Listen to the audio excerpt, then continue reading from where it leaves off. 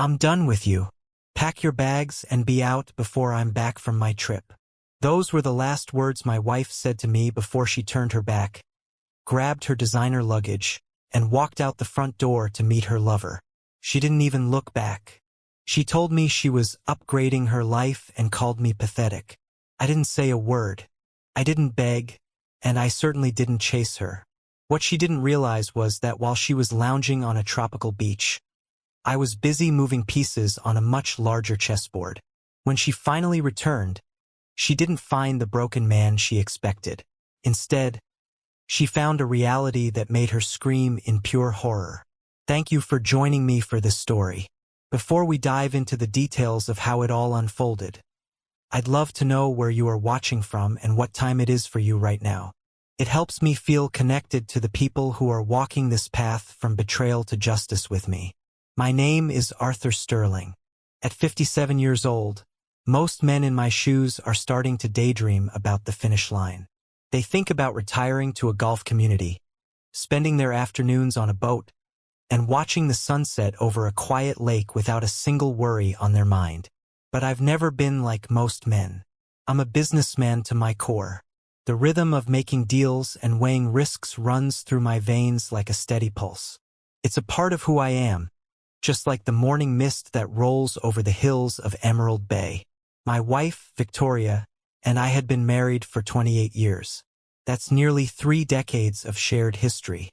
When you've been with someone that long, you honestly believe you know them better than you know yourself. You think you understand every habit, every unspoken thought, and every breath they take. Our home in Emerald Bay was supposed to be the ultimate proof of our success together. It was a stunning piece of architecture with massive glass walls that looked out over the crystal-clear water. From the outside, people would stop and stare, probably imagining the perfect, happy life we led inside those walls. But looking back now, I realize that perfection is often just a mask for something decaying underneath. The change started on a Tuesday morning. The air felt heavy, but not because of the typical damp weather we get here. It was a deeper kind of cold, and it seemed to be coming directly from Victoria. We stood in the kitchen together, and the only sound was the coffee machine hissing and gurgling in the background. Usually we had a rhythm, a brush of the hand, a quick question about the day's meetings, a shared look. But that morning, the silence was suffocating. I started noticing the small things, the details that didn't add up for a woman I'd known for half my life. She didn't lean into me when she walked past. She didn't ask about the massive project I'd stayed up all night preparing for. When her eyes finally met mine, she didn't see her husband of 28 years. She looked at me the way you look at a piece of old furniture. Something that's been in the room so long it's become invisible and unnecessary. The intimacy we had built over decades seemed to have vanished into thin air. I watched her reflection in the window glass and felt a cold knot tie itself in my chest. It was an instinct, a quiet warning bell in the back of my mind that I tried my best to ignore. The morning sun was hitting the hardwood floors, making the house look beautiful and serene, but I couldn't shake the feeling that the foundation was cracking. Victoria poured her coffee in total silence. She checked her phone and a faint, private smile touched her lips. A smile I didn't recognize. Then, without a word or a glance in my direction, she walked out of the room. I stood there alone in our beautiful kitchen, surrounded by all the symbols of a successful life, and felt the very first tremor of the earthquake that was about to level everything I believed in. I tried to lie to myself at first. I told myself it was just the stress of her own work, or maybe just the kind of distance that happens to couples after they've been together for so long. I thought we had just fallen into a routine where comfort turns into silence. I was wrong. I was so incredibly wrong. That coldness she showed me haunted me throughout my workday. I sat in my office, but the spreadsheets and contracts in front of me might as well have been written in a foreign language. My mind kept drifting back to that unrecognizable smile on her face. By mid-afternoon, I did something I almost never do. I left the office early. I had this idea that maybe I could fix things. Maybe a surprise dinner or just being there to talk would thaw the ice that had formed between us. I arrived home and eased the front door open quietly, hoping to catch her off guard with a smile. The house was deathly still, but then I heard voices coming from the small sunroom at the back of the house. It was Victoria's voice. She was on the phone, and her tone was light, airy, and flirtatious. A tone I hadn't heard her use in years. I stopped in the hallway, my hands still gripping my briefcase. I was about to call out her name, but her next words hit me like a physical punch to the gut. "It's definitely time for an upgrade, Sienna," Victoria said, her voice sharp and clear through the doorway.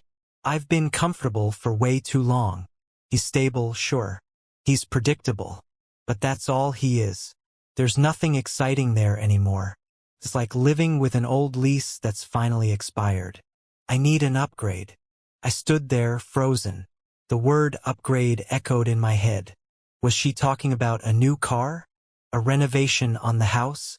A new security system? But the way she spat out the word comfortable, with such pure contempt, told me everything I needed to know. She wasn't talking about a thing. She was talking about me, her husband. The man who had stood by her for 28 years was being reduced to a piece of outdated technology that she was ready to trade in for a newer model. I heard her sister, Sienna, laughing on the other end of the line. Sienna had always looked at me like I was some boring worker ant, someone who wasn't quite glamorous enough for their family's image. "Exactly," Victoria continued, sounding more empowered by the second. "I deserve more than just comfortable. I deserve to feel alive. I deserve excitement." My car keys slipped from my numb fingers and hit the wooden table with a loud crack. The conversation in the other room stopped instantly. A moment later, Victoria appeared in the doorway. She had already tucked her phone away. There was no guilt on her face, no blush of embarrassment, no stammering for an explanation. She just looked at me with a slight, practiced arch of her eyebrow, the same look she gave to clients she didn't actually like. "You're home early, Arthur," she said. Her voice was as casual as if she were asking about the weather. I wanted to scream. I wanted to demand to know what she meant by upgrade. I wanted to ask how she could throw away nearly 30 years of life together over a phone call with her sister. But my throat felt like it was filled with sand. I couldn't get the words out. Instead of a confrontation, I just walked past her and headed up the stairs. I needed to breathe. I needed space to think. But when I walked into our master bedroom, I realized the upgrade was further along than I had imagined. Lying on our king-sized bed was a large, expensive suitcase wide open. Next to it, her best designer clothes were neatly folded, ready to be packed. Her jewelry cases were out on the nightstand. She was going somewhere. A trip she hadn't mentioned to me. I stared at that open suitcase and felt like I was looking into a dark void. She was planning to leave, and she hadn't said a single word.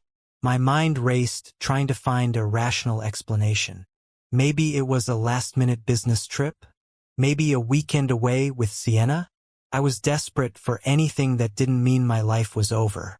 But then, my eyes landed on a stack of papers sitting on her vanity. I walked over, my hands shaking. They were 2 boarding passes. Business class. The destination was Bali.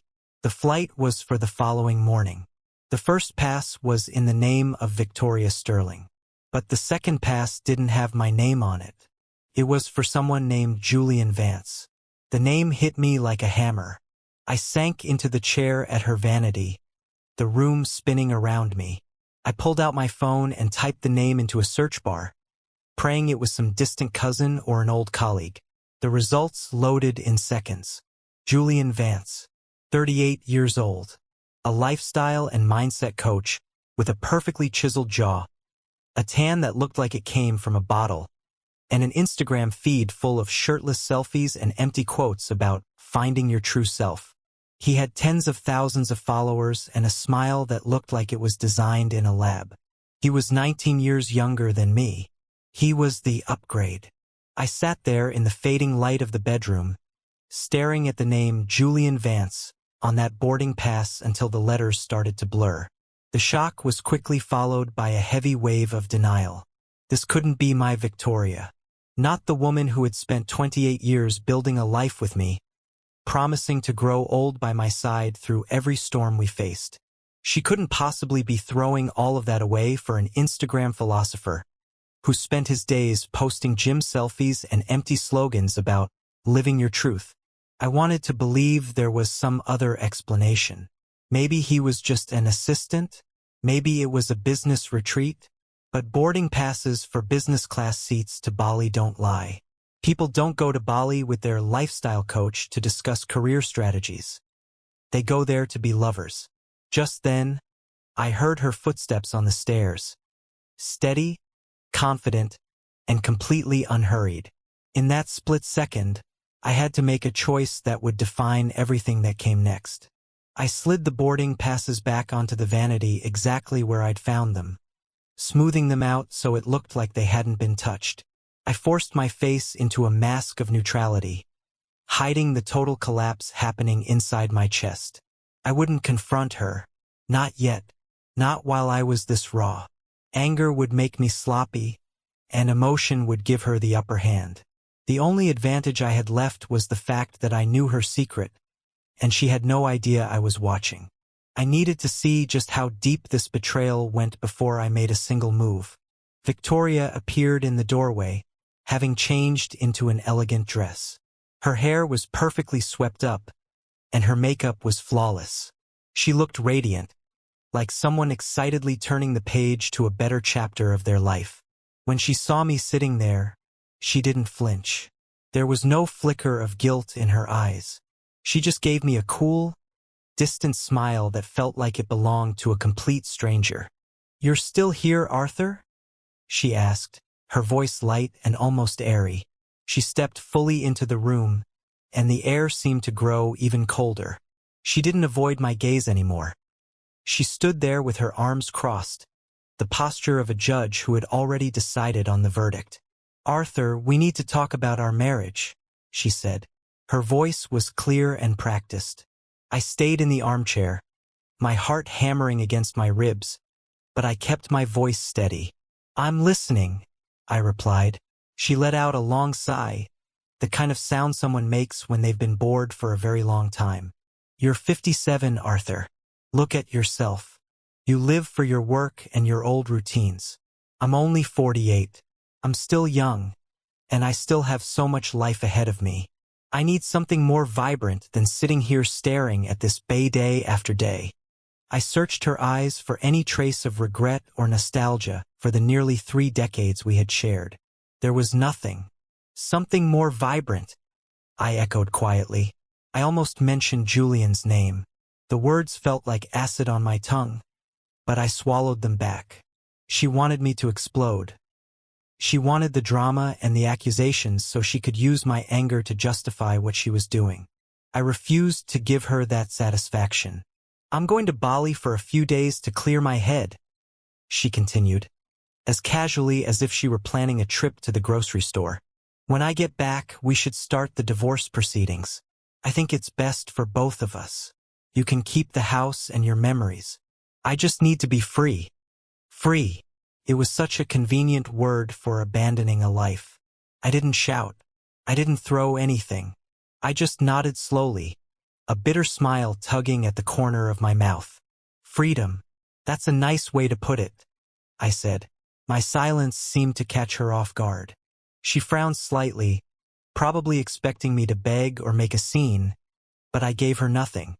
I just watched the woman I had once worshipped transform into an ambitious stranger. She turned away, pulling her suitcase toward the door. The sound of the wheels rolling across the hardwood floor felt like a clock ticking down to something irreversible. I watched from the window as she slipped into the taxi waiting in the driveway. She didn't look back once. No wave, no final glance at the home we'd built. The car rolled away into the morning mist, and I was left alone in the vast, beautiful house. I realized then that she hadn't said goodbye today. She had probably said goodbye months ago, and I had been too comfortable to notice. But silence wasn't a sign of weakness. It was a strategy. In the world of business, when a partner breaks a contract, you don't spend your time mourning. You assess the damage and you find the best counsel available. I picked up my phone and called Marcus Thorne. Marcus had been my closest friend since our college days. Now, at 58, he was one of the sharpest strategic minds I knew. If anyone could help me keep a level head, it was him. We agreed to meet at a quiet spot called the Copper Kettle in downtown Portland. The place was busy, filled with the smell of fresh coffee and the hum of people living their normal lives. Marcus was already there, looking composed in a sharp navy suit. He had that rare ability to listen without judgment. I sat down and gave him the facts. No emotional detours, just the cold reality. The coldness, the upgrade phone call, the Bali trip, and the divorce announcement. She wants to end 28 years with a vacation announcement, I said, my voice flat. Marcus listened intently, his eyes narrowing slightly. He didn't offer empty sympathies because he knew that wasn't why I was there. I understand, Arthur, he said finally. In situations like this, emotion is the enemy of your assets. You need specialists, not average family lawyers. I'm talking about people who handle complex estates and high-stakes divorces. We will make sure she doesn't walk away with a single penny more than she is legally entitled to. He didn't say what else he might be able to find, but I knew Marcus. He always had cards he kept hidden until the perfect moment. I felt myself shifting into the same mindset I used for difficult business deals. Detachment, strategy, and total control. As I stood up to leave, Marcus put a firm hand on my shoulder. His gaze was suddenly very sharp. Arthur, he said, pulling me back for a moment, before you start this fight, you have to ask yourself something honestly. I waited. How well do you really know your wife? The question felt like a bucket of ice water. I'd lived with Victoria for nearly 3 decades. We shared a bed, a home, and what I thought was a life. But seeing that cold look in her eyes and the secret plans with a man I'd never heard of made me realize I might only know the version of her she wanted me to see. I couldn't answer him. Marcus didn't push. He just leaned back with a thoughtful, almost sad expression. Just think about it, he said quietly. I walked out into the gray afternoon, the city noise swirling around me, but all I could hear was Marcus's question echoing in my mind like a warning. How well did I know her? And more importantly, what else was she hiding from me? I told myself I wouldn't check. I told myself that looking would only feed the fire already burning in my chest. But Marcus's question, how well do you really know your wife? Was a splinter in my mind that I couldn't pull out. I sat in the library that second night, the villa silent except for the low, rhythmic hum of the heater and the faint, occasional creak of the house settling into the earth. Outside, the waters of Emerald Bay reflected the dying light of another Oregon sunset. A chaotic mix of deep amber and bruised purple that looked more like a wound than a sky. I sat in the darkness, the only light in the room coming from the harsh blue glow of my phone screen against my face. I knew I was about to hurt myself. I knew that looking into her world would feel like rubbing salt into an open gash. But a painful, relentless curiosity won the battle over my common sense. And there it was, right at the very top of my social media feed. Victoria hadn't just left. She had announced her departure to the entire world. The photo was pristine, professional, even. It was a shot of a white sand beach at sunset, the kind of image you see on high-end travel brochures. Julian Vance was standing behind her, his muscular arm wrapped firmly around her waist, his hand resting possessively on her hip. Victoria was leaning back into him, her head tilted toward the sky, laughing as if she didn't have a care in the world. Her hair caught the golden hour light, and her skin looked radiant. She looked younger, lighter, and completely free. The caption read, "Finally living my truth. Authenticity over comfort. New beginnings. Hashtag living my best life. Hashtag Bali." I stared at that screen until the light burned my retinas. But it wasn't just the photo that stung. It was the comments. Our friends, people we had hosted for dinner, people I had helped with business advice, people who had toasted to our 25th anniversary just 3 years ago, were all there. They were congratulating her. "So happy for you, Vic," one wrote. "You deserve this happiness," said another. One even commented, "New chapter, new adventures." Not a single person asked about me. Not one. For 28 years I had protected Victoria, provided for her, and built a fortress of a life for us. Now, in the eyes of everyone we knew, I was just the obstacle she had finally cleared. I was the old couch she'd finally hauled to the curb, the outdated model she traded in for something sleeker, shinier, and nearly 2 decades younger. I set the phone down on the armrest of my leather chair, my hand shaking with a mixture of grief and a new, rising heat. The pain was there, sharp, white-hot, and suffocating, but it didn't stay as sorrow. As I sat there in the dark, that pain began to cool. It hardened. It turned into something icy and analytical. This wasn't just an affair anymore. This was a public execution of my dignity. She wasn't trying to hide her betrayal. She was celebrating it, and she expected me to sit in this empty house and take it while she paraded her upgrade across the internet like a trophy. I exhaled slowly, stood up, and walked over to my desk. My laptop sat there, a closed black rectangle. I opened it, the screen's glow washing over my hands as the system booted up. If Victoria wanted to play this game in the public eye, fine. But I wasn't going to be the silent victim she expected. I started with Julian Vance. On Instagram, he was a god of mindset mentoring and lifestyle coaching. With 47,000 followers and a feed full of carefully curated sunsets and gym selfies, he looked like a man who walked out of a supplement advertisement. But when I switched to professional databases and public filings, the god started to look a lot more like a ghost.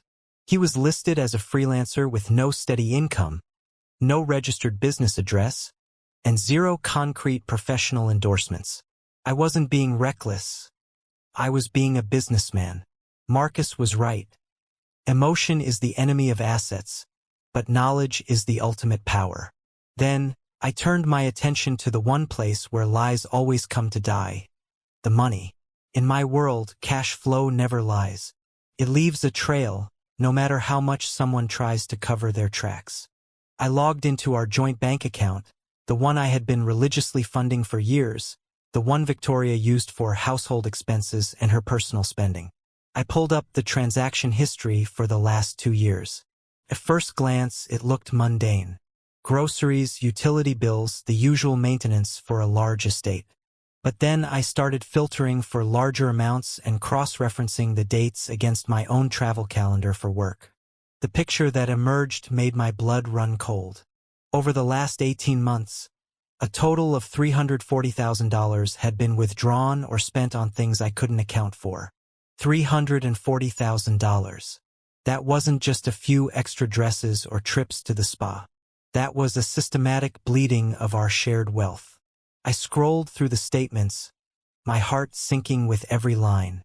There were charges for 5-star restaurants in downtown Portland on nights I was away on business. There were recurring stays at boutique hotels, the very city where Julian Vance ran his coaching practice. There were payments to high-end men's fashion houses and, buried deep in the list, multiple transactions at Tiffany & Company. She had been funding him. She was buying him his tailored suits, paying for their romantic dinners, and bankrolling their entire authentic lifestyle with the money I had earned building my company from the ground up, while she played the role of the loyal wife. She was even paying for this Bali trip with my money.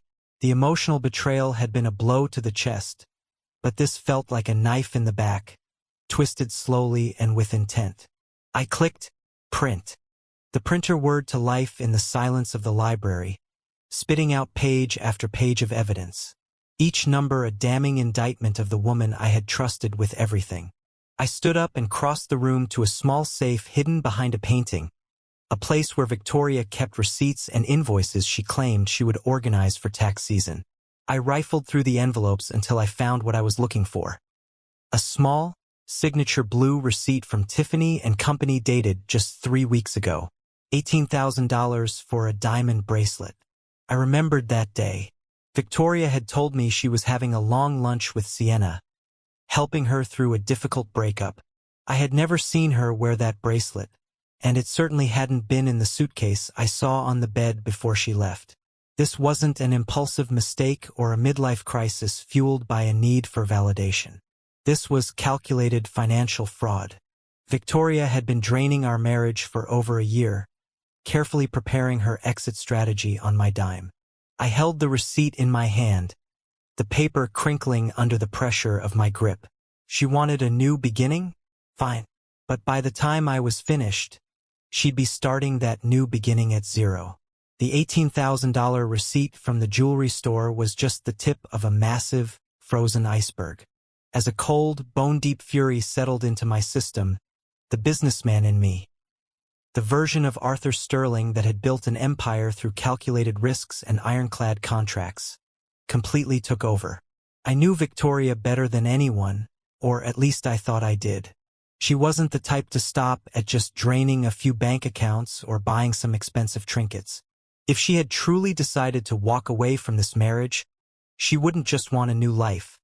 She'd want to take the throne with her. While she was miles away, probably sipping tropical drinks on a beach in Bali with her coach, she had left me with a silver lining. I still had keys to everything. I walked straight into her home office. For 28 years, I had respected that room as her private domain. I had never once stepped inside uninvited or rifled through her desk. I had believed in the sanctity of our partnership. But that Arthur, the trusting, comfortable husband, had died the moment I saw those boarding passes. I opened the heavy oak filing cabinet where we kept the most important documents: property deeds, investment portfolios, and tax records. My heart was thudding a slow, heavy rhythm against my ribs as I flipped through folder after folder. Then my hands stopped moving. I pulled out a dark blue folder. Inside was the most recent copy of the deed to our Emerald Bay home, our most valuable asset, worth well over $4 million. I rubbed my eyes, certain that the dim light of the office was playing tricks on me. I read the names again, then a third time. My name was gone. The house was now listed solely in the name of Victoria Sterling. I flipped frantically to the signature page at the back. There, right next to the line where my name should have been, was a signature that looked exactly like mine. It had the same sharp underline, the same slight slant to the letters, even the tiny loop I always make in the S. But I knew, with a terrifying, absolute certainty, that I had never signed this document. I looked at the date. 6 months ago. 6 months ago, I had been in London for 2 weeks, barely sleeping as I fought to close a critical merger deal. I was working 16-hour days, fueled by caffeine and the thought of coming home to my wife. And while I was across the ocean working to maintain the lifestyle she loved, Victoria had been sitting right here in this house, quietly erasing my existence from our home. A chill ran down my spine that had nothing to do with the Oregon weather. This wasn't a mistake or a sudden lapse in judgment born out of marital unhappiness. This was a meticulously planned, coldly executed scheme that had been in motion for at least half a year. Victoria hadn't just cheated. She had committed forgery. She had stolen our home while I was providing for her. The shock of seeing that forged signature hit me harder than the photos on Instagram ever could. An affair is an emotional betrayal, but property theft and forgery? That was a felony. She hadn't just wanted an upgrade in her personal life. She had wanted to destroy me financially and leave me with nothing but the clothes on my back. Everything clicked into place in that moment. The coldness, the secret phone calls with Sienna, the steady stream of cash withdrawals. They weren't random events, they were steps in a campaign. My hands were no longer shaking with pain. They were steady with a new, dark resolve. I pulled out my phone and photographed every single page of the forged deed. I zoomed in on the fake signature, the notary seal, and the date. I attached those images to an email addressed to Marcus Thorne. The subject line was short, but it carried the weight of a declaration of war. "We need to talk immediately." I leaned back in the chair and stared out at the dark bay. Victoria thought she had already won. She thought she had outmaneuvered the predictable old man. She thought she could erase nearly 3 decades of shared life and walk away with the prize while I sat in the dark like a fool. But she had forgotten one crucial detail about the man she married. I didn't get to where I am by letting people walk over me. Her vacation in Bali was about to end in a legal nightmare she never saw coming. The next morning, I was on the top floor of a high-rise in downtown Portland. Marcus had arranged the meeting within hours of receiving my email. This office was different from the cozy coffee shops we usually met in. It was silent, sterile, and smelled of expensive leather and old paper. Marcus was waiting for me alongside a man with silver hair, a military-style haircut, and eyes that looked like they could cut through stone. "Arthur, this is Walter Finch," Marcus said. "He's the best property litigation and financial crimes attorney in the state. If anyone can turn that forged deed into a noose, it's Walter." Walter Finch didn't waste a second on small talk. He spread the documents I had emailed across a massive mahogany table. He used a professional magnifying glass to examine the signature on the deed, his face completely unreadable. "Forgery in this state carries a sentence of 3 to 5 years. Walter began, his voice low and commanding. "Combined with financial fraud to seize jointly owned property, we have more than enough to not only void this deed, but demand full restitution of every cent she drained." He paused, looking me straight in the eye. "However, if we go the traditional route, filing a standard lawsuit, she'll be notified the moment the papers are served. That gives her time to liquidate other assets or hide more money." I laced my fingers together, forcing myself to stay in business mode. "I don't want to just sue her, Walter," I said. "I want her to lose everything before she even realizes the ground has moved." Walter's lips curved into a cold, thin smile. "Then we use her own weapon against her. On paper, she is currently the sole owner. That means technically she has the legal right to sell the house. We are going to execute an emergency transfer to a third party immediately, based on the evidence of her fraudulent acquisition." "Transfer it to who?" I asked, raising an eyebrow. "Who has the resources to hold a $4 million asset during a legal war?" Walter glanced at Marcus, then back at me. "Do you trust Marcus, Arthur?" "With my life," I answered without hesitation. "We've prepared a legal trust entity under a confidential name," Walter explained. "This trust will purchase the property legally, stripping Victoria of any ability to use it as collateral or even set foot in it as a resident when she returns." I looked at Marcus. He gave me a single, firm nod, a silent reassurance built on 40 years of friendship. I picked up the pen. My hand didn't shake as I signed the emergency property transfer authorization. I didn't even care who the final buyer behind the trust was at that point. I just wanted it out of her hands. "Done," Walter said, gathering the papers with the satisfaction of a hunter closing a trap. "Within 72 hours, the house will be legally protected. When your wife lands from her trip, she's going to find that the key in her designer purse won't open that front door anymore." I walked out of that office feeling a new kind of power coursing through my veins. The plan was in motion, and Victoria was still halfway across the world, completely unaware that the floor had just been pulled out from under her feet. When I returned to our Emerald Bay estate after the meeting with Walter Finch, the mansion didn't feel like a home anymore. It felt like a mausoleum, a grand, expensive monument to a life that had already died. I sat in my study, watching the sunset cast long, blood-red streaks across the floorboards. The silence was so heavy it felt like it was pressing against my chest. A soft, hesitant knock at the door broke the quiet. It was Denise Kramer, our housekeeper for the past 12 years. At 46, Denise wasn't just an employee. I had treated her like family. She had been there for every milestone, every quiet morning coffee, and every holiday dinner. But today, she stood in the doorway with red-rimmed eyes and hands that wouldn't stop trembling. Before I could even say hello, she burst into tears. "Mr. Sterling, I can't keep it inside anymore," she sobbed. My conscience is eating me alive. I stayed seated, my businessman's instinct telling me that another layer of the truth was about to be peeled away. "Sit down, Denise," I said as gently as I could manage. "Tell me what's going on." Her voice broke with every sentence, each word feeling like a fresh cut. She confessed that she had known about Julian Vance for 10 months.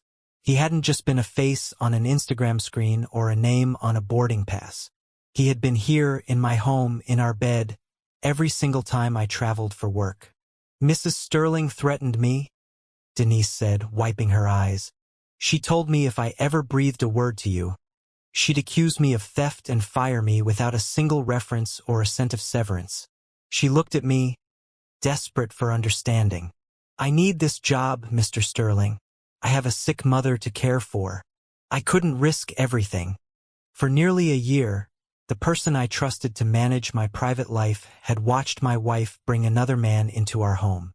Every time I had returned from a trip, Denise had smiled, poured my coffee, and acted as if everything was perfect. The pain of Victoria's betrayal surged again, but this time it was different. It was darker. It was the pain of total isolation. "Do you know what your silence was, Denise?" I asked. My voice sounded cold, even to me. "It wasn't loyalty. It was complicity." She flinched as if I'd struck her. "I'm so sorry. I was terrified." She looked at me with a glimmer of hope. Will you keep me on?" I looked at her, the woman who had been part of my household for a decade, and felt something irreparable snap. "I need time to think, Denise," I said. "Right now, I don't feel like I can trust anyone under this roof." She bowed her head and left the room, the door clicking shut like the end of a long chapter. I sat there in the dark as night fell over the bay, and Marcus's question came back to haunt me. "How well do you really know your wife?" But now I had to ask, how well did I know anyone around me? I realized I had been living as a stranger among wolves in human skin. The isolation was pressing in on me, but I didn't have the luxury of wallowing. My phone buzzed on the desk. It was a text from Marcus. "Get to Walter's office now. The transfer is complete. There's something else you need to see." When I walked into the law office conference room an hour later, the atmosphere had shifted. It was no longer tense. It felt victorious. Walter Finch was organized and calm, and Marcus was standing by the window, watching the city lights. "It's done," Walter said, sliding a confirmation document across the mahogany table. "The Emerald Bay property has been officially transferred to a legal entity called as Strategic Trust. Your wife no longer has any legal claim to this house." I nodded, but the curiosity was gnawing at me. "So, who is the real buyer behind the trust?" I asked. "You said it was someone I could trust." Marcus turned from the window and looked me straight in the eye with a faint, steady smile. "It's me, Arthur," he said. "I'm the buyer." I froze. "You? Why would you drop millions on a house in the middle of a legal war?" "It's not a purchase in the traditional sense," Marcus explained. "I used my personal investment fund to execute a conditional sale. It was the only way to legally rip control away from Victoria immediately without waiting months for a court order. Once your divorce and the fraud charges are settled, I'll transfer it back to you for $1. I went silent. 35 years of friendship, and I had always known Marcus was loyal, but this was beyond anything I had imagined. "You did all of this just to help me," I whispered. "We've been friends since we were sharing ramen in dorm rooms, Arthur," Marcus said, placing a hand on my shoulder. "I wasn't going to let some smooth-talking con artist and your cheating wife take everything you built." He paused, then pulled a thick envelope from his briefcase. "And there's more," he added. "While Walter handled the deed, I hired a private investigator to follow them in Bali." He laid out a series of photos and reports. "We have evidence that Julian has been funneling money from your accounts into his business ventures, ghost projects that don't even exist. This isn't just an affair, Arthur. It's organized fraud, and Victoria is either his partner in crime or his biggest mark. The truth hit me like a physical shockwave. I didn't feel isolated anymore. I had the best people in my corner, and we were preparing a finishing blow that Victoria would never see coming. "She's landing tomorrow morning," Marcus said, checking his watch. "Everything is in place. The locks have been changed, the security is upgraded, and the account freeze orders are ready to execute the second her plane touches the tarmac. Are you ready, Arthur?" I took a deep breath, feeling the steel return to my spine. "I'm ready," I said. "It's time to end this." While Marcus and I were finalizing the details of the trap at Walter Finch's office, my phone buzzed on the mahogany table. The name on the screen made my chest tighten. Tamara. My daughter is 26 years old and a rising attorney in San Francisco. I had spent her whole life trying to shield her from the more ruthless parts of the business world, and more than anything, I never wanted her to see our family fall apart like this. I took a deep breath before answering, trying to keep my voice from shaking. "Hey, Mara," I said. "Dad." Her voice was trembling, a sound I hadn't heard since she was a little girl afraid of the dark. "Dad, what on earth is going on? I just saw a post on Instagram. A friend tagged me in a photo of Mom. She's in Bali with some man named Julian." Silence filled the law office as I looked at Marcus. He exhaled slowly and gave me a look of quiet sympathy. The truth had finally escaped my control, traveling all the way to California through the cold algorithms of social media. "Yes, Mara," I said, my voice dropping an octave. "Your mother is in Bali." "Dad, who is that man? Why is she looking at him like that?" Her voice cracked, but then it instantly sharpened into something colder and more professional. The voice of a sterling lawyer. "She's cheating on you, isn't she? People are talking about it all over the internet. They're calling him her new boyfriend. Tell me the truth." The pain of Victoria's betrayal flared up again, but this time, the heat was for my daughter's suffering. I could have dumped every piece of evidence on her right then. The bank statements, the forged deed, the housekeeper's confession. But I refused to weaponize her in this war. "Mara, listen to me," I said slowly. "I'm not going to ask you to pick sides right now. I want you to keep a cool head, just like I taught you. Don't just look at photos. Find the truth for yourself when you're ready. But I can confirm one thing. Your mother and I are at a crossroads that we can't come back from." There was a long, heavy pause on the line. I could hear her breathing fast. When she finally spoke again, the steel was back in her tone. "I'm flying home tomorrow morning," she said. "I need to be there. I won't let you face this alone, and I need to hear Mom explain this to my face." "I understand," I replied. "I'll be there to pick you up at the airport."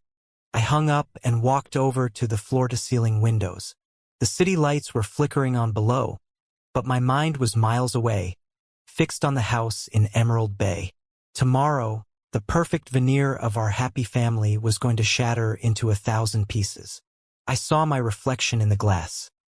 A 57-year-old man who had lost his wife of nearly 3 decades, discovered a mountain of financial fraud, and now had to witness his daughter's heartbreak.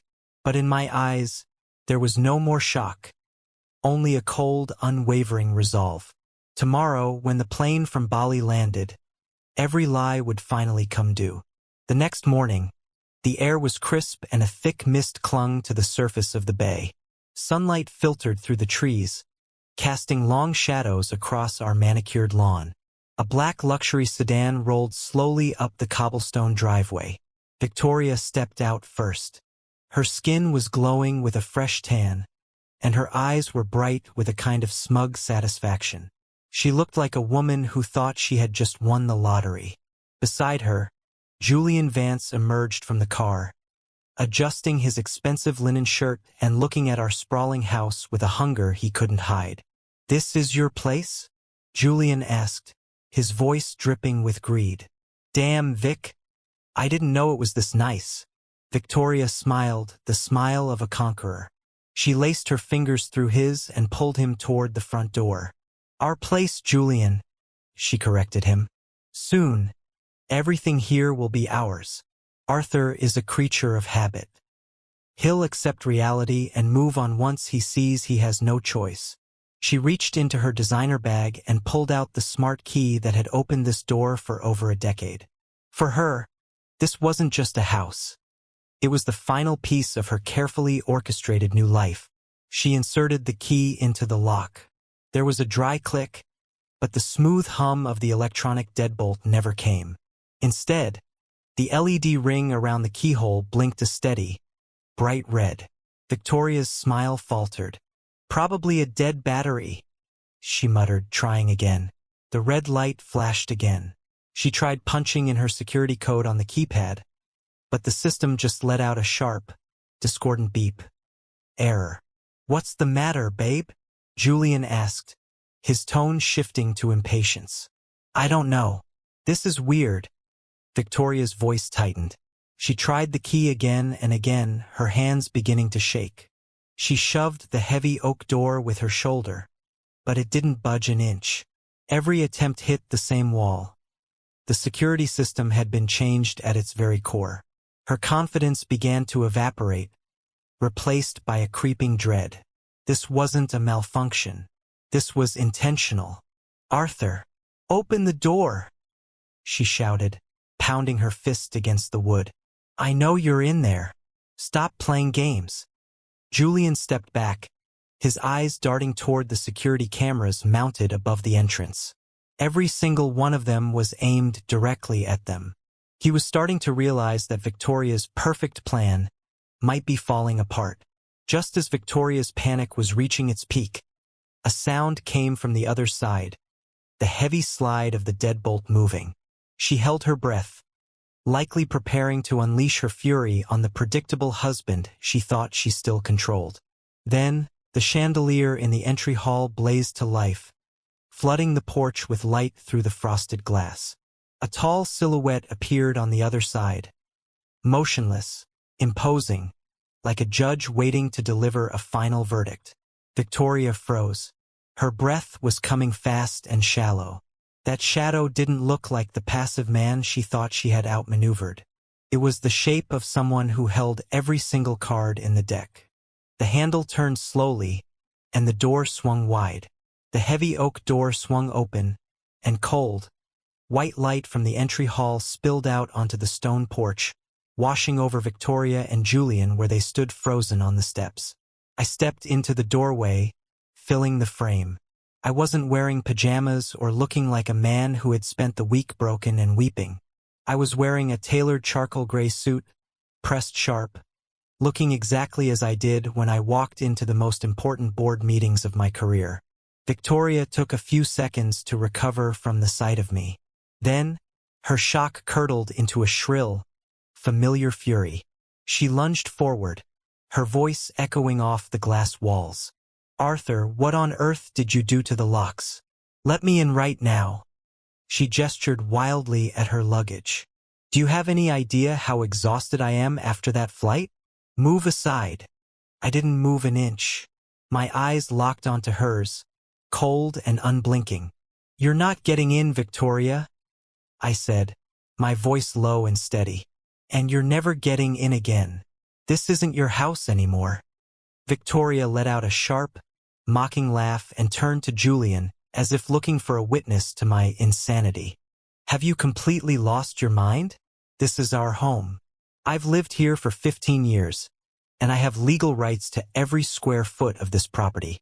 For the first time, I shifted my gaze to the man standing beside her. In person, Julian Vance looked even thinner and more artificial than his Instagram photos. He was trying to puff himself up to look intimidating, but his eyes were darting around the property, filled with a frantic, animal fear. 38 years old, I said slowly, letting the words hang in the air. "A lifestyle coach. You picked the wrong mark, Julian. You look fit, I'll give you that, but you aren't nearly smart enough to play at this level." "Watch your mouth, old man," Julian snapped, stepping forward. But he froze the second he saw the unnerving calm on my face. Victoria shrieked, cutting through the tension. "Don't you threaten him. You need to remember that my name is on the deed to this house. I am the sole owner now. If you don't step aside this second, I'm calling the police and having you arrested for trespassing." I smiled. It was a bitter, victorious expression. "That deed you're so proud of? The one you signed 6 months ago while I was in London? Victoria, that's a forged document." I stepped closer, watching the color drain from her face. "You faked my signature, and in the world of adults, that is called a felony." Her face went from a flushed, angry red to a ghostly, sickly white in an instant. Her lips trembled, trying to form a denial, but her throat had clearly closed up. She hadn't expected me to find it, and she certainly hadn't expected me to throw it in her face in front of her lover. Just then, a pair of headlights swept up the driveway. Another black sedan pulled in, parking directly behind Victoria's taxi. The door opened, and Marcus Thorne stepped out, carrying a leather briefcase. He walked with the measured confidence of someone who had come to finish a game. He stood shoulder to shoulder with me, nodding once in my direction before turning to face Victoria with the cold gaze of a judge. "Hello, Victoria," Marcus said, his voice calm to the point of being chilling. "I think we have quite a bit of paperwork to go over tonight. Let me clarify something for you," Marcus continued, his voice cutting through the damp night air like a razor. "I am standing here as Arthur's strategic advisor and as the legal representative of the sole lawful owner of this property as of 48 hours ago. You, Victoria, are currently standing on private land without permission." Marcus set his briefcase on the small porch table and clicked it open with a sharp, dry snap. He began laying out documents like a prosecutor presenting a death sentence. "First," Marcus said, pointing to a forensic report, "this is a signature analysis from a certified examiner. The signature on the deed is a clumsy forgery executed while Arthur was out of the country. Forgery in this state carries a sentence of 3 to 5 years in prison." Victoria stepped back, her hand gripping the doorframe for support. But Marcus wasn't finished. "Second," he said, pulling out a stack of bank statements covered in bright red highlights, $340,000 withdrawn over the past 18 months. We've traced every single charge. Tiffany receipts, 5-star restaurants, and boutique hotels where you and this man spent Arthur's money. He glanced at Julian with utter contempt. "We also have printed emails between you and your sister discussing exactly how to bleed Arthur's assets to fund your boy toy. That is financial fraud and embezzlement, Victoria. You'll be paying back every single cent." Julian, who had been trying to maintain some level of tough guy composure, completely crumbled. He looked at Victoria with a look of pure disgust, as if she were a contagious disease. "What forged signatures? 18 months, Julian stammered, backing away toward the car. "You told me you were already divorced. You told me this house was yours. You lied to me." Marcus turned his gaze to Julian, his eyes narrowing dangerously. "Mr. Vance, don't try to play the victim just yet. As the direct beneficiary of embezzled funds and an active participant in this scheme, you are facing charges of conspiracy to commit fraud, 2 to 4 years. Our investigator even has footage of you in Bali using credit cards in Arthur's name. You're complicit." The moment Julian heard the word prison, every trace of his polished lifestyle coach persona vanished. He didn't even look back at Victoria. He turned on his heel and sprinted toward the sedan, desperate to get away. He was a rat abandoning a sinking ship, leaving Victoria standing alone in the wreckage of her own making. Victoria watched him go, then turned back to me. Her eyes were hollow, stripped of all the arrogance and smugness she had arrived with. 28 years of marriage and months of calculated scheming had collapsed at her feet in less than 10 minutes. "Arthur, she whispered, her legs beginning to buckle. She sank onto the stone steps, her carefully styled hair falling over her face. Just then, from the entrance of the estate, red and blue lights began flashing through the trees. The wail of police sirens echoed up the driveway, signaling that justice wasn't just coming in the form of paper. It was coming with handcuffs. 3 officers stepped out of the patrol cars, their flashlights sweeping across the porch. Marcus stepped forward, presenting his legal identification and the stack of evidence. "This is evidence of first-degree forgery and felony theft," Marcus told the officers.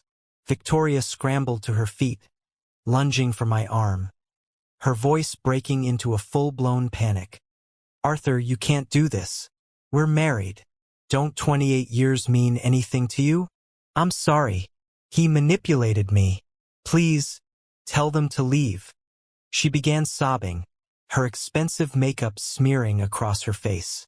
"I was just afraid of getting old. I wanted to feel alive again. I didn't mean to hurt you." I looked down at the woman kneeling before me and felt nothing but a vast, hollow emptiness. "You weren't afraid of losing what we had, Victoria," I said. "You just wanted to take everything that was mine to feed your own ego.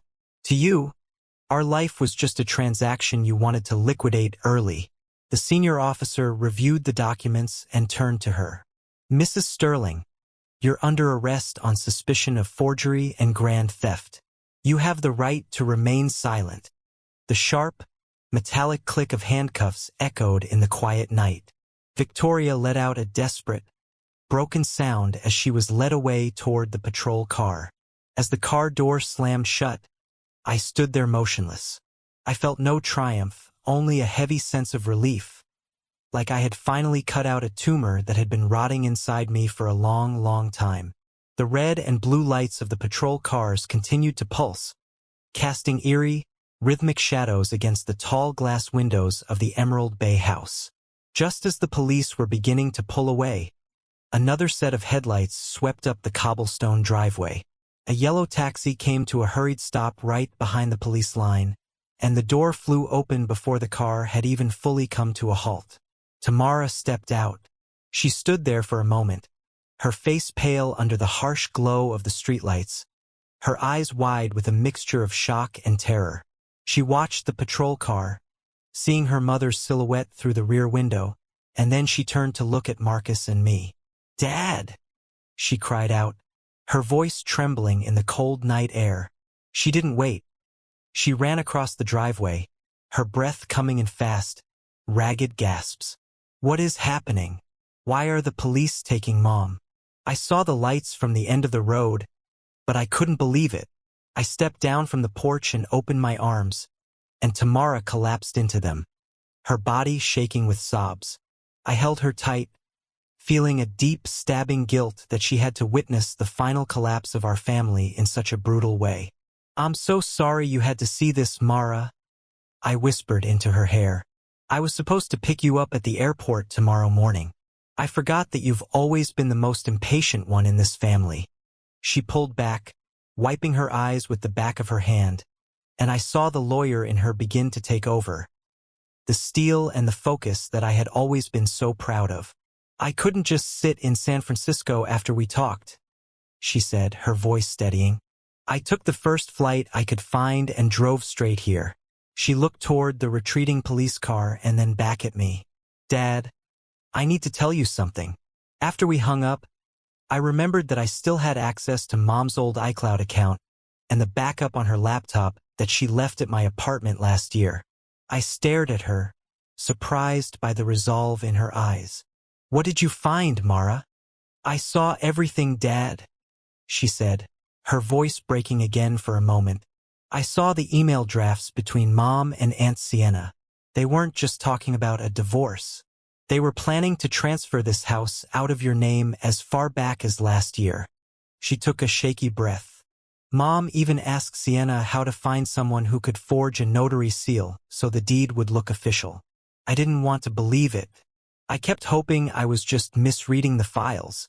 But there was more, and I could tell by the way her shoulders slumped that this part hurt her the most. When I saw Julian posting those photos from Bali, I got suspicious and checked the education trust fund that Mom manages for me," Tamara said, her voice dropping to a whisper. "It's almost empty, Dad. She's been draining the money you set aside for my future to pay for his lifestyle and their trips. She started crying again, but this time it wasn't just fear. It was pure, unadulterated heartbreak and shame. I'm so sorry, Dad. I was so wrapped up in my own career and my life in San Francisco that I didn't see what she was doing to you. To all of us. I pulled her close again, my own heart breaking for her. It is not your fault, Mara. It was never your fault. Your mother made her own choices, and now she has to face the consequences of those choices. Just then, the patrol car carrying Victoria rolled slowly past us as it made its way toward the exit of the estate. Victoria pressed her face against the glass of the rear window. Her eyes were wild, her hair a mess, and she looked nothing like the elegant woman who had stepped out of the car minutes earlier. "Tamara, help me!" she screamed, her voice muffled but clear enough through the glass. "You have to help me. Tell them your father is lying. Mara, save me." Tamara froze. She looked at her mother through the window, the woman who had raised her, the woman she had once idolized as the perfect mother. I could see the fierce internal struggle playing out on her face. For a second, I thought she might break, that the bond of blood would be too strong to ignore. But then, Tamara took a deep, shuddering breath. Her shoulders squared, and her hands stopped trembling. Slowly, deliberately, she turned her back on the police car and faced me and Marcus.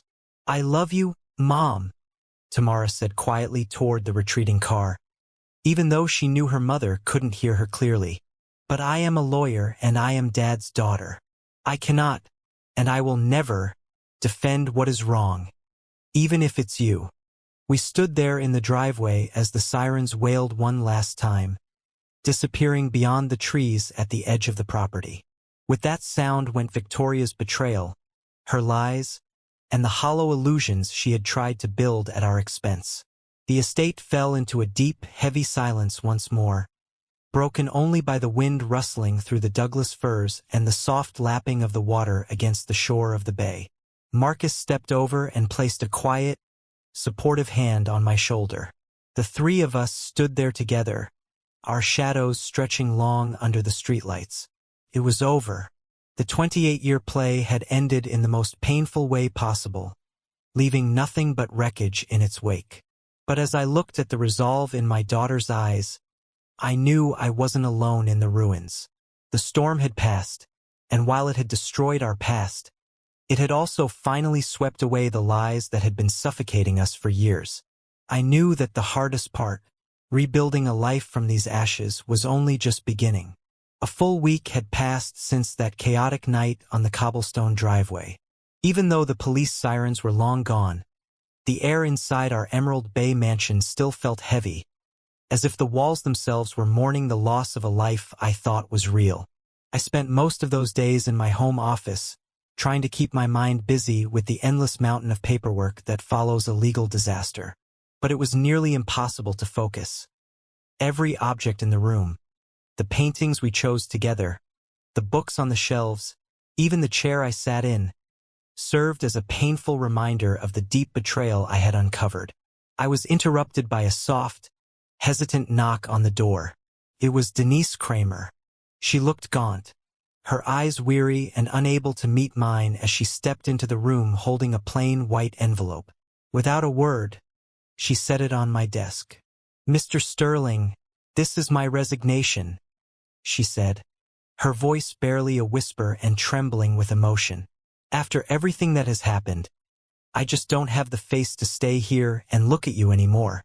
I looked at the letter, then up at the woman who had managed the details of my life for 12 years. A long, uncomfortable silence filled the space between us. I wasn't angry anymore, but I was changed. "I'm not firing you, Denise," I said slowly, "but I need you to understand that in the world I live in, silence isn't just about keeping a secret. It's complicity." I watched her flinch as I continued. "You watched her bring another man into my home. You watched her spend my money. And you chose to stand on the sidelines and observe. I was so afraid, Mr. Sterling," she choked out, the tears beginning to well up again.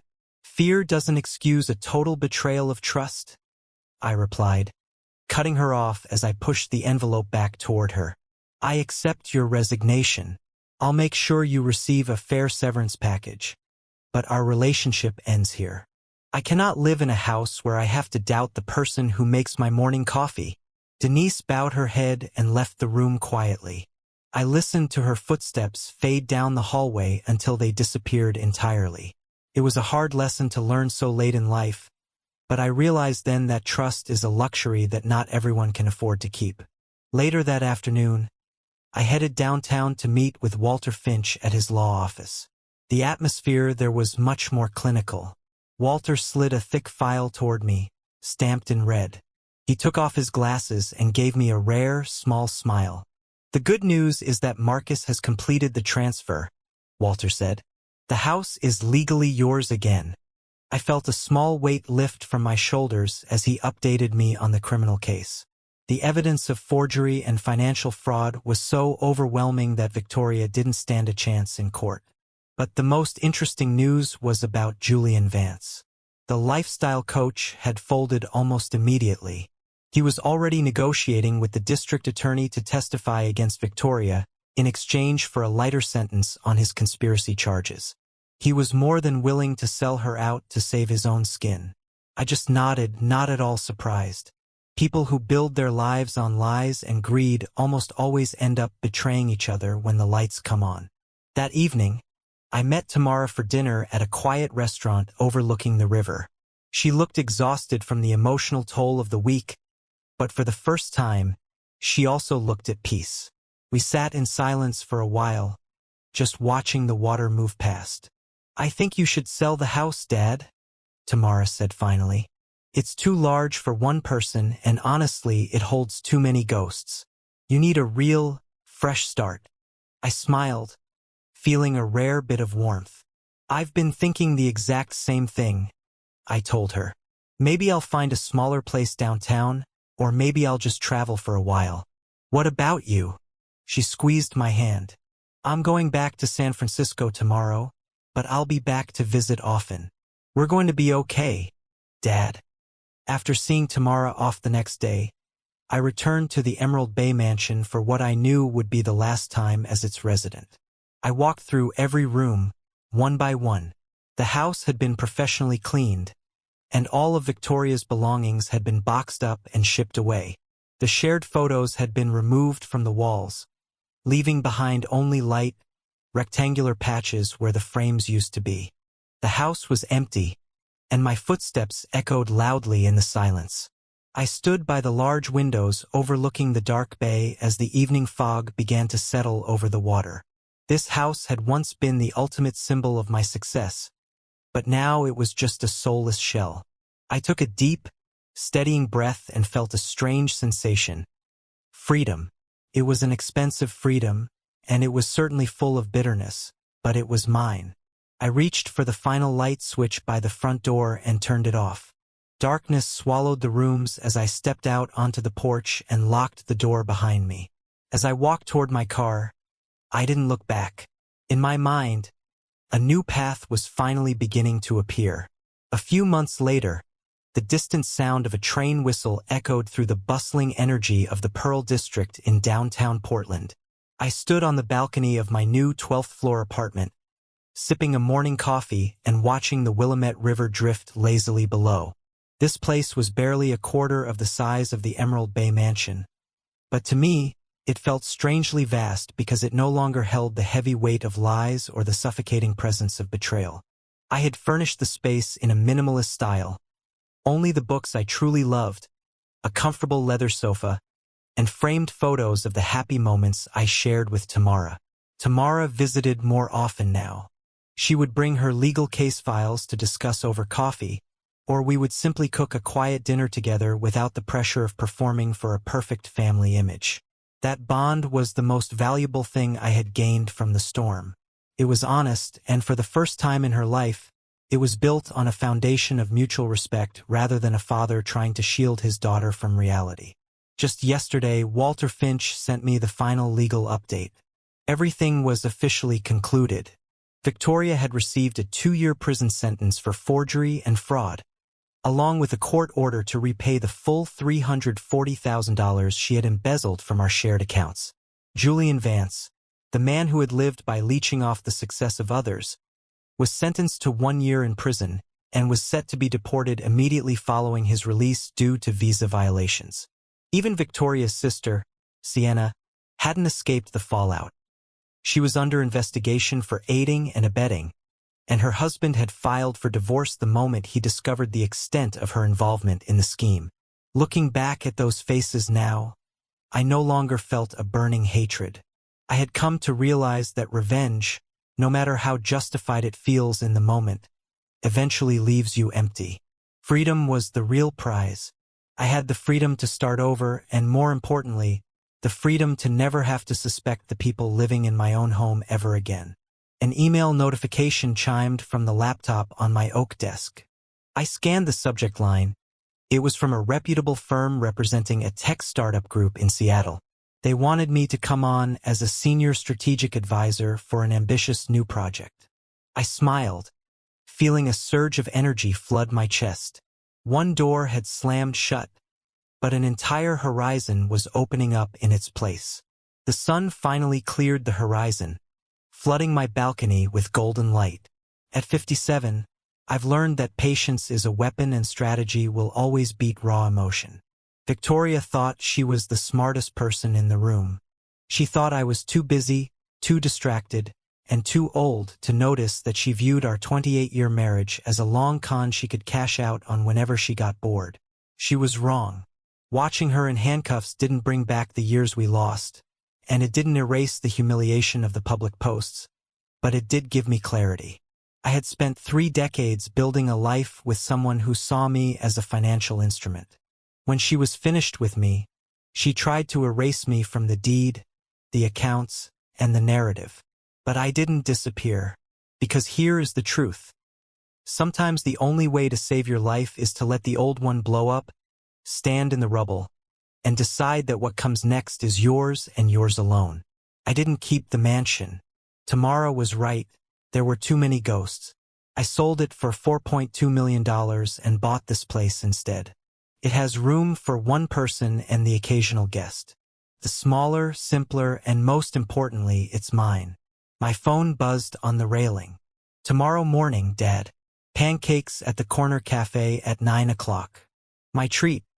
The message from Tamara read. I smiled and typed back, "See you there." She had flown in from San Francisco the night before, claiming she wanted to check on me, but I knew the truth. She wanted to make sure I wasn't just surviving, but actually living. And for the first time in a long time, I drained my coffee and turned back inside. There was a startup in Seattle that wanted my brain, a daughter who wanted pancakes, and a life I was building from scratch, one honest choice at a time. Victoria took 28 years from me, but the rest of my years, those belong entirely to me. And this time, I'm not sharing the deed. My name is Arthur Sterling, and this is my story.